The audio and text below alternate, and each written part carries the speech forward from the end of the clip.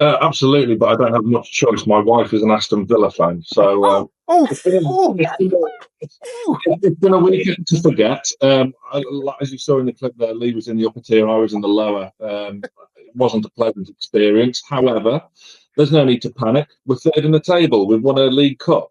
I mean, we're still having the season of our lives with points on the board. Yes, it's tight and congested, but look, we've got 3 home games to go out of the 5 remaining fixtures, and I would still back us to get top 5 and secure a place in next season's Champions League. But if we don't, we don't. We've won a trophy this season. It's great. But Sam, if it was a toss-up between Newcastle or Aston Villa getting Champions League football next season, which would you take? Yeah, you want to see your wife happy, surely. And peace of mind at home, Yeah. I don't know. No? It's an interesting proposition. I mean, I was lucky enough to go to the Champions League matches last season and had a great time in places like Dortmund. It would be a tough sell were we not to get Champions League and we are in the Conference League or whatever. And I've got to explain to her that I'm going to Azerbaijan for 3 days or something like that. It's a tough sell. But yeah, obviously Champions League football would be great. But my point was that we can't be too disheartened. There's no need to panic. Things are still very, very good. We're still in a good place. Eddie Howe will hopefully be back on the touchline soon. And we were beaten by the better team on the day by Aston Villa. We have to hold our hands up about that. But look, I don't think our squad is there as a whole yet to compete with 3-game weeks because it's so threadbare. The last 3 transfer windows, we've come out of them weaker each time because of PSR and whatnot. So to get what we've got out of this squad this season, winning a domestic trophy and be bang in the hunt for Champions League places again is a phenomenal job and a testament to Eddie Howe and his team. Interesting, Sam, you're saying about the squad being a little bit threadbare. So look, what should the focus be on keeping players or getting players in? Obviously, you've got a few of your players are going to be targeted by other sides all around the world. We're not talking about the Premier League, but the first thing that Eddie Howe should do when he gets better, and we wish him a speedy recovery, by the way, is that to concentrate on keeping your big names at the club, like the Isaks and the Grimaris. Who can afford them? I don't know. Let's see if you get Champions League football, Sam. Don't let me start dreaming. There is one team in world football that when they come calling, you don't have a choice. As Liverpool are finding out, they're right back. Let me just.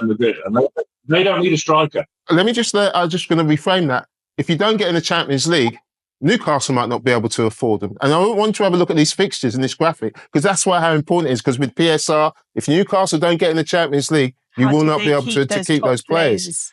Just wanting to look at the fixtures here, especially for Newcastle. Ipswich at home, Brighton away, Chelsea at home, Arsenal away, Everton at home.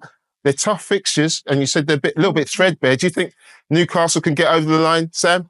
1-game weeks, aren't they? And there are a few teams in there that have distractions elsewhere. Chelsea have the Conference League, of course. Forest and Villa have the FA Cup. We have no excuses. Them home games there we should be getting results. The away games are tough, absolutely, but we've won one against Arsenal this season, and then we're really due a win against Brighton. They are all in our side this season. But look, it's achievable, and I understand where you're coming from. If we don't get Champions League, we may be vulnerable to losing players. However, we don't need to sell because of PSR, which other teams on that graphic may have to do should they not get Champions League. You look at Villa in particular, who are going about things a different way. They're more kind of trading. We've kept our powder dry and wanting to keep the players that you've mentioned. We all know who they are. Yeah.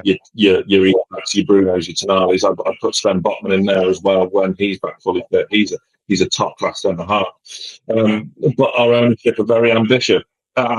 So if they want to keep them, they will keep them. Isak's got 3 years left on his contract. There'll be talks at the end of the season. We're in a good place. I think the focus will be on recruitment this summer as opposed to trying to keep our players. I think we'll achieve them. I love the optimism there, Sam. Like you said, it has been a dream season for Newcastle fans, getting your hand on some silverware, that League Cup, and you're still, of course, in contention for Champions League places. If you could have a dream signing to take you into next season to continue what you've already enjoyed this campaign, who would it be? I would personally love to see Takefusa Kubo sign from Real Sociedad to really sharpen the wing. Jacob Murphy, I love his cheeky smile. His numbers are phenomenal this season, but it's an area of the squad that hasn't been improved to take over. And Jacob Murphy is our only fit right winger. So that is an area which will be highlighted to strengthen along with centre back as well.